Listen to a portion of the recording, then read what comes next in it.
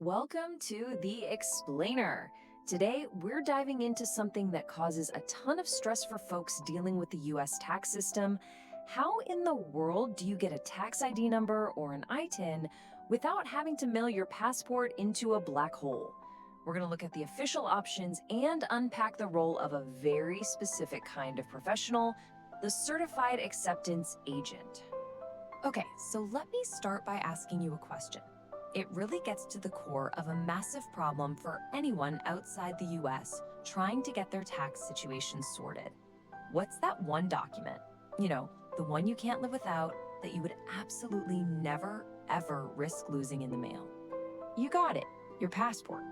And yet, the IRS often puts people in a position where they have to do the one thing that feels completely wrong, stick their most important ID in an envelope, send it off, and just hope for the best. And the reason for all this anxiety is the ITIN. It's a 9-digit number, kind of like a social security number, but for people who aren't eligible for one. If you need to file a US tax return, you absolutely have to have one. Okay, so let's dig into the actual problem here. The IRS has this rule, and it is ironclad. You have to prove you are who you say you are. And they only accept original documents or a certified copy from the place that issued it in the first place. A regular photocopy, even if it's notarized? Nope, not good enough. So, if you're in this boat, how do you actually get it done? Well, the IRS officially gives you a few ways to tackle this. Option 1 is the one that gives everyone nightmares: the mail-in option. You literally just bundle up your application, your tax return, and your actual original passport, and you mail it to the IRS. The big, obvious problem? You're without your passport for weeks, maybe months, and the whole time you're just wondering if it's gonna get lost. Okay, so there's a much safer way. You can go in person to an IRS Taxpayer Assistance Center. They'll look at your passport, see that it's real, and hand it right back to you. Sounds great, right? Well, the catch is, getting an appointment is incredibly difficult. They're free, but they're also super limited, and you might wait weeks just to get in the door. And that brings us to the third way, which is really popular: using an IRS-authorized agent. But, and this is a huge but, you have to understand that there are two very different types of agents out there. First, you've got your regular acceptance agent, or AA for short.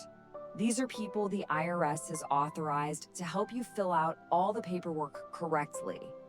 But here's the thing you have to know. An AA helps you with the forms, which is great, but they only solve half the problem. They still have to mail your original passport to the IRS for you. So you're right back to that same old anxiety.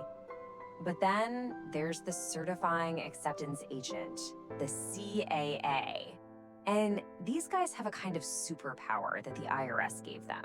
They have the power to authenticate your documents themselves. And this chart just lays it all out crystal clear. Look at the one huge difference. The regular agent mails your passport. The certifying agent looks at it, verifies it's you, and hands it right back.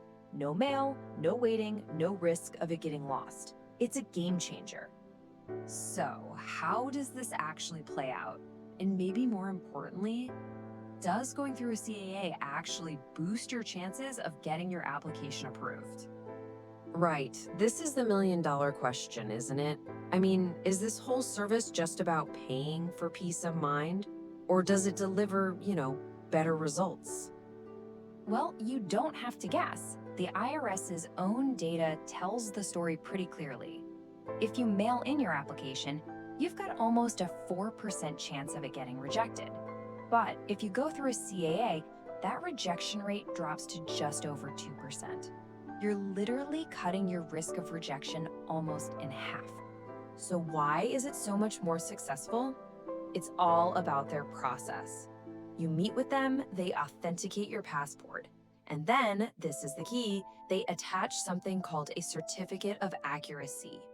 It's basically them telling the IRS, hey, we're a trusted partner and we've already checked all this out. It's good to go. That certificate just smooths the whole path and makes rejection much less likely. All right, so let's get the full picture now. Let's look at the huge upsides of using a CAA, but also the things you really need to watch out for. I mean, the benefits are pretty compelling. First, security. Your passport never leaves your sight. Second, a way better chance of success. Third, you've got an expert on your side if something goes wrong. And fourth, you don't have to deal with the headache of trying to snag one of those impossible to get IRS appointments. And let's not forget why you're doing this.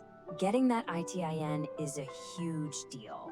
It's what lets you file your US taxes, open bank accounts with places like Stripe or PayPal, and if you have a US business, it's what keeps you compliant with the law. It really opens doors. Okay, but it's not a perfect solution for everybody, and you need to be aware of the limits. For one, it's not free. These are private professionals who charge a fee. Also, there are some very specific documents like a foreign military ID that they just aren't allowed to certify. And a big one for families. For dependents, they can only certify passports and birth certificates. Anything else still has to be mailed in. And to put that cost into some perspective, check this out. The median income for someone filing with an ITIN is around $31,000. So for many, many people, the fee for a CAA, as valuable as it is a really big financial decision. And really, that's what it all comes down to, doesn't it? It leaves you with this final question you have to answer for yourself. You weigh the cost of the service against the risk of losing your passport, the higher chance of rejection, and all the delays. Which one is worth more to you?